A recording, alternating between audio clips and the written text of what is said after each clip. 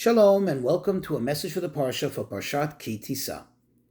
In this Parsha, we're going to learn about something very pivotal in Jewish history. In fact, it changed the entire trajectory and course of history for the Jewish people. You see, we left Egypt as a new people, as a new nation. And then we stood at Mount Sinai. We dedicated ourselves to God. We subserviated ourselves to His might and majesty. And we said, Na'aseh v'nishma, we will do and we will listen to everything you say. And sadly, 40 days later, not 40 days later, we already constructed the golden calf. Even those who weren't directly involved with the construction and worship of the golden calf were also, sadly, guilty by association, either direct association or indirect association. And that way, collectively, we all became, sadly, culpable for this terrible sin. But there's something very interesting and something very powerful. And this is something which is noteworthy. And we see it throughout history, all the way from the beginning and carried out throughout. You see, there's a question that many have, especially in modern times. And they look at Judaism. When you look just at the surface, without the perspective that I'm going to share soon, it seems, or it would seem, as if the men play the important role. The men have, let's just say, the true and important part of Judaism. And the women, they seem to be marginalized. They seem not to play a role in Judaism. And really the question is, if a man gets to, for example, put on a talit and put on tefillin and do this mitzvah and that mitzvah and wear a kippah and all this stuff, so a man gets to be close to God, why should the woman be left out? Is she not Jewish?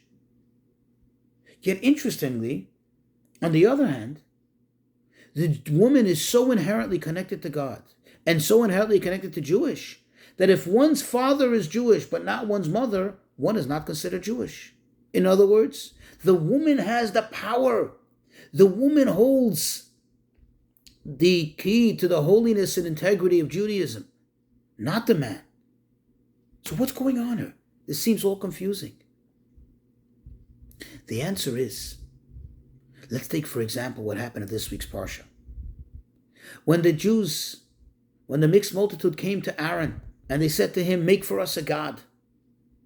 What did Aaron say?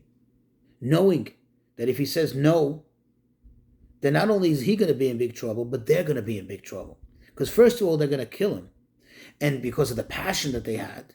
And second of all, they're just going to go ahead and make it anyway. He was trying to delay them.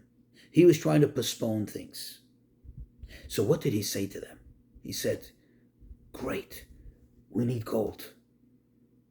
We need to accumulate a sizable amount of gold. Go to your wives, go to your daughters, and ask them to donate their jewelry, to give you their earrings, their rings, their bracelets, and with that, we're going to melt it down and we're going to have enough gold for this project. You know what the sages tell us? And this is clearly evident from the verses. When they came to the wives, to their daughters, and said, please, we want some gold. What do you need gold for? Oh, we want to make a god. We want to make an idol. The women sent them packing. The women refused to have anything to do with it. So the men reluctantly had to find their own gold, or some had, it says in those days it was common for men to have earrings, and they had to take their own gold, thus creating the golden calf. Albeit not as big as it would have been had the women given their gold. What do we see there? That the women intuitively have this connection to God. The women always were connected to God. Also, when, for example, when it came to leaving Egypt, the sages tell us that only in the merit of the righteous women did our ancestors leave Egypt. Meaning, it's the women who believed. It's not the men. The men had a hard time. The men were struggling. Even if they saw, Even after seeing all the miracles, all the plagues, still many men refuse to accept and believe. The women intuitively, and this is the key here, intuitively believed in God. They had a connection to God. So this explains something very powerful. The woman is inherently and intuitively connected with God. The woman doesn't need all the props, all the exercises, all the various rituals in order to try to feel, to generate a feeling of connection to Hashem, to God. The woman has it. It's natural. It's natural. I don't have to pinch myself to feel myself. I don't have to pinch myself to feel because I feel. It's me. It's I. I'm here. A woman is one with God. A woman and God is one. So the woman feels God. The man needs to, so to speak, get pinched. He needs to do all kinds of various exercises. I'll call it tricks in order to be able to develop a feeling, to start to feel, to start to connect to Hashem. And this is why the woman is held in such high regard in Judaism. And the reason why she doesn't have to do a lot of the rituals, and therefore she shouldn't do it, is because she doesn't need it. It doesn't need it. Imagine a child who can speak perfectly, but you insist on getting them a speech therapist. Just, so they get a little more attention. It's ridiculous. The child is just going to be wasting their time. It might actually even hurt the child. Correct? Because the child knows how to speak. And the child speaks quite well. And knows how to articulate the words well. Why waste their time? And why waste all the resources of money and time and so on a speech therapist? Likewise, a woman doesn't need all these exercises. A woman doesn't need all these rituals. She has it naturally. She is connected with Hashem. She is one with Hashem.